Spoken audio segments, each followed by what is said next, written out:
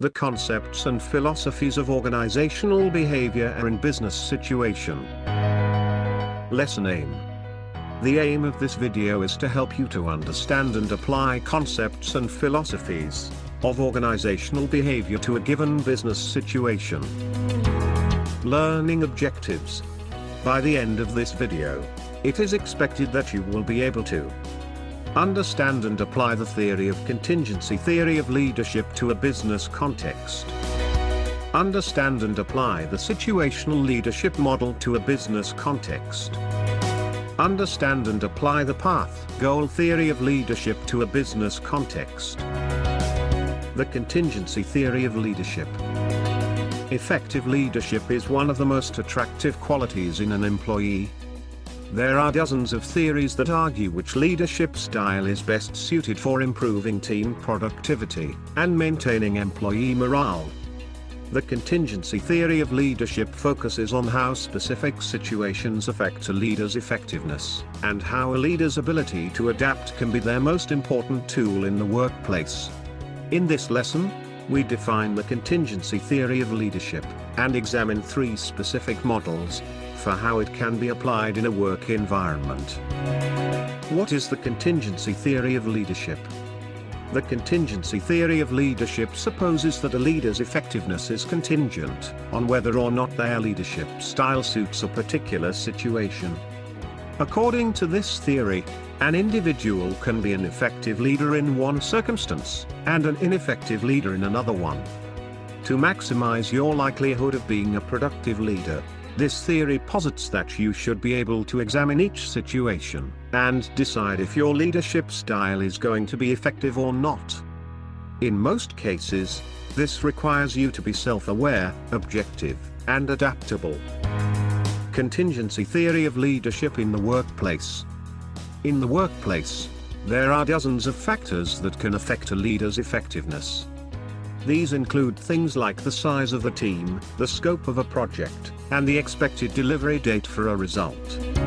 Different leaders, each with unique leadership styles, will respond to these variables in different ways. Contingency theorists would say that no matter how successful a leader is, there will always be a particular situation that will challenge them. Therefore, leaders must be willing to acknowledge the fact that their success depends partially on their circumstances, in addition to their personal skills. To lead their team well, managers and supervisors may need to either adapt their leadership style to the current situation, or delegate some of their leadership responsibilities to a co-worker. As an example, we will consider a project manager named Doug. Doug finds it much easier to communicate in writing rather than in person, so he usually encourages his team by sending them thoughtful emails at the end of every week. However, there is a new employee in the office who is not very receptive to written communication. To connect with this employee, Doug will need to either make an effort to change his method and encourage this employee in person, or he will have to assign this task to the assistant manager. In this example, Doug is not a chronically ineffective leader. He is a good leader who is facing an unexpected challenge.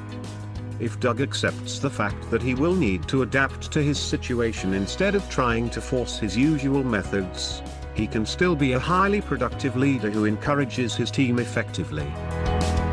The contingency theory of leadership is impacted by a range of specific factors in the average workplace, including maturity level of the employees, relationships between co-workers, work pace, management style, typical work schedule, goals and objectives, standards for behavior, company policies, employees' work styles, employees' morale. The situational leadership model.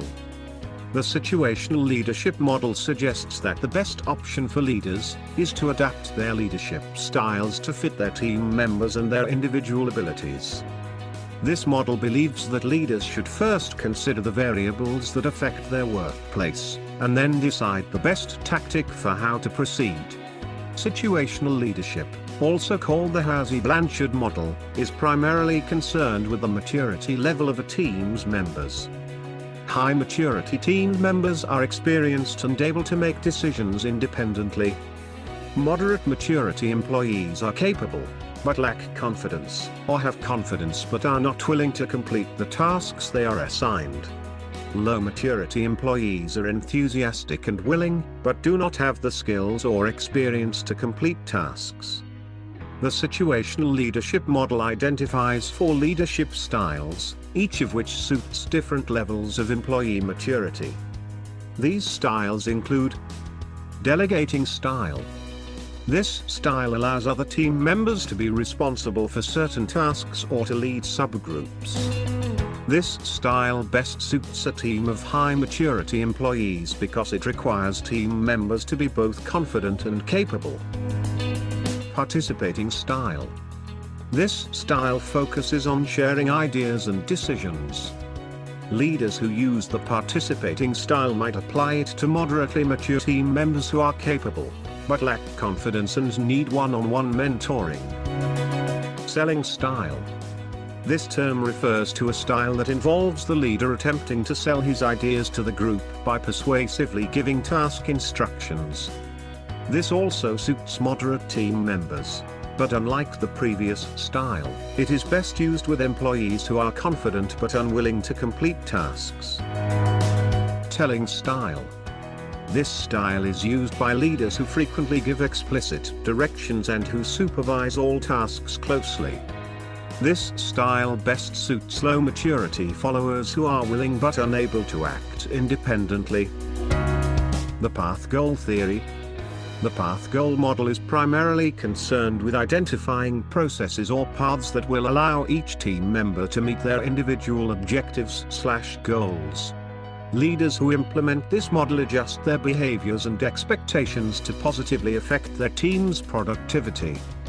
This goal requires the leader to be extremely flexible in their leadership style. They will have to find a way to meet each team member's specific needs, to assist them in reaching their daily or weekly goals. Leadership styles.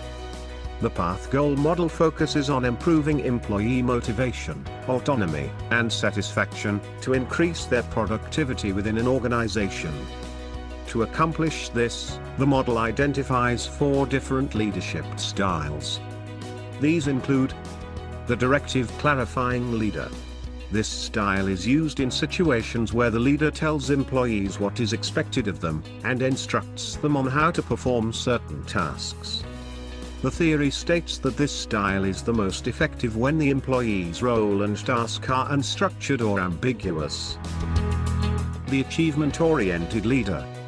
This behavior occurs in situations where the leader sets lofty goals for employees, expects them to perform at a high level, and shows complete confidence in their capabilities. This style is productive in environments that attract high achievers, such as hospitals, scientific laboratories, and law firms. The participative leader. Leaders who use this style consult with their employees and ask for their input before making decisions. This behavior would be well received in a workplace where the employees are personally invested in the outcome and results of their work. The supportive leader. This style focuses on the satisfaction of employees' needs and considers their personal preferences. A supportive leader is as concerned with their employees' mental health and well-being as they are with their productivity. This style is suitable for work environments that can be stressful or mentally challenging. How to use the path goal theory effectively. If you have a good grasp of what your employees needs, then you can flow with any style the situation demands.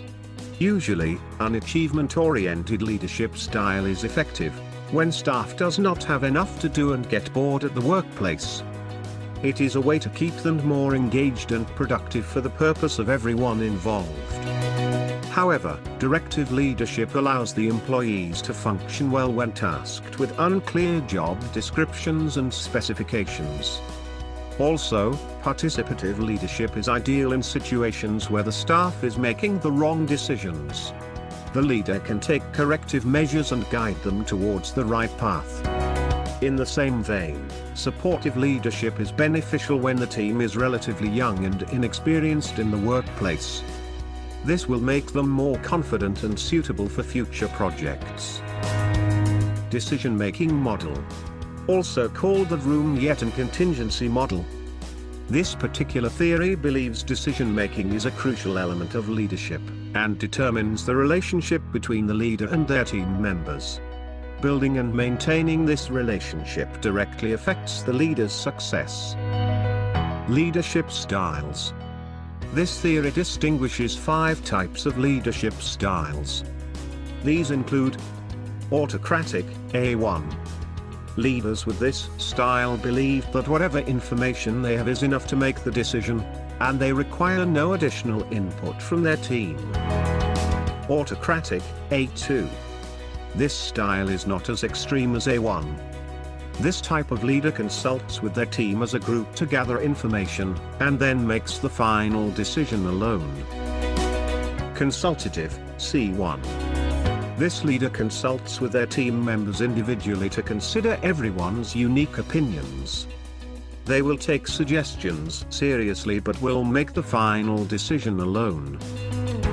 Consultative, C2. This type of leader consults at a wider level. They might organize a team-wide meeting to discuss a situation at length.